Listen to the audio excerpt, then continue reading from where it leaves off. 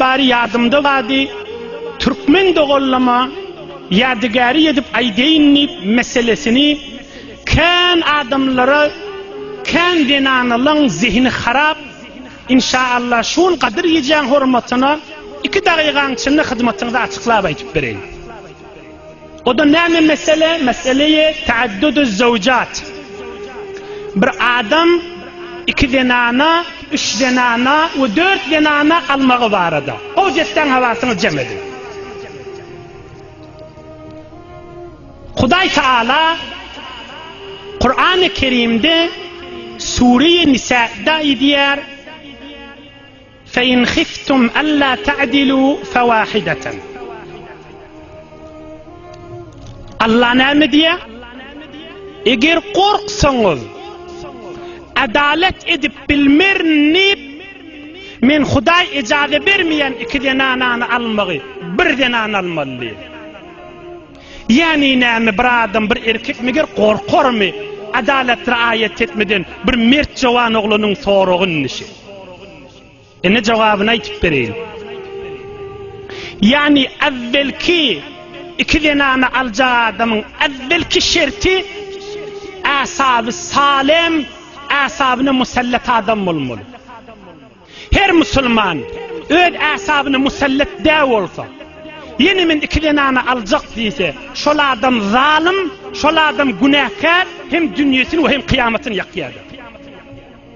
4-5 şert aydeyin kocetten kulak atın. Bir fakat evvelin şerti. Yo menne erkek adam Huday bana icazet verdir. Huday icazet verene. Huday icazet veren adamsi evvelkiti asabına musallat adam olmalı. Asabına musallatta adam olsa yani ne? Başlan sağda açık aydeyin Türkmenle. Yani 1 denanası bilen mıdam kalmağallaşıp duran adam olsa şol adam hiç vakit 2 denanı saklap bilmeyer ve şol adam 2 denanı alsa zalim ve günahkar. Ohan binamet diye önküce ünnenini kal ye onunla ödünnenini oğlun şoğunu alıp bir yana kaçıp gidip geliyor. 1 oldu. 2. şerti mudiriyeti kaim adam olmalı. Hala bir adam asabını musallatmıştık. Mudiriyet diyanın özü bir ilm, özü bir makam, bir kanun. Mesela bir erkek adam bir medresenin içinde şayet muallim olup başarsın, şayet mudiriyeti başarmasın. Şehrin içinde, keşverin içinde, cihani zatta mudiriyet bir gurrundur, erkek adamlık başka gurrundur. Asabını musallat değil mi? 2. şerti ne mi? Mudiriyeti bağ adam olmalı. 2 denana, 3 denana, 4 saklamana mudiriyeti bağ bulmasa men fakat doğunvan eyin ki men bir erkek adam Huday bana icazet verdir deyse şol adam zalim ve günahkardır. Yalandan evvelki denanasının da ömrünü yakıp 2'ncinin de ömrünü yakıp özünün de ömrünü yakıp oğlun şonu ağladan kalır.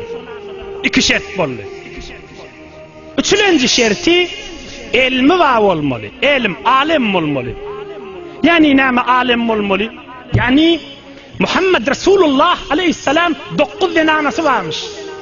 Şu peygamberimiz haysi yol bilen saklayanmıştık. Şunu bilen adam olmalı. Kayıtaydeyin 3. şerti ne olmalı? Alim olmalı. Muhammed Resulullah aleyhissalatu vesselam denanasını necire saklayanmıştık. Şunu bilmese ödüm bilermenip alsa şol adam zalim ve günahkardır. 3 oldu. 4. şerti belli. Gövdesi salim olmalı. Mali bağ olmalı. icazet vermeli. 5. ve ahirki şerti. Asabına musallat. Mudiriyetine öktü. Ilmi de bağ. Mali bağ. Canı da sağ. Haklını da kamil adam olmalı. Veren adam olmalı. Şu şerait bulmanı Huday bana icazet verdi deyip aystala galat aytiya ve yalan aytiya da. Min din taraftan, İslam taraftan dinimizde zerbe vurmazlar yanık. Kur'an'ı dille girmezler yanık. Açık Türkmen de kollamıda yadigari edip aytıp veriyor. Ama bir adam mudiriyet kamil olsa, asabına musallak bolsa, ilmi bağ bolsa, malı bağ bolsa, canı sağ bolsa, haklı da kamil bolsa, Hudaý şoňa ejady berýär 4 tane. Ondan beri ol adam hem zalim, öz ömrüni ýakýa, evvelki anasynyň ömrüni ýakýa, soňrasynda yalandan öýüne getirýär, oglany şoňa agladyp, dünýede de ahiretde de gat günahkar bolar.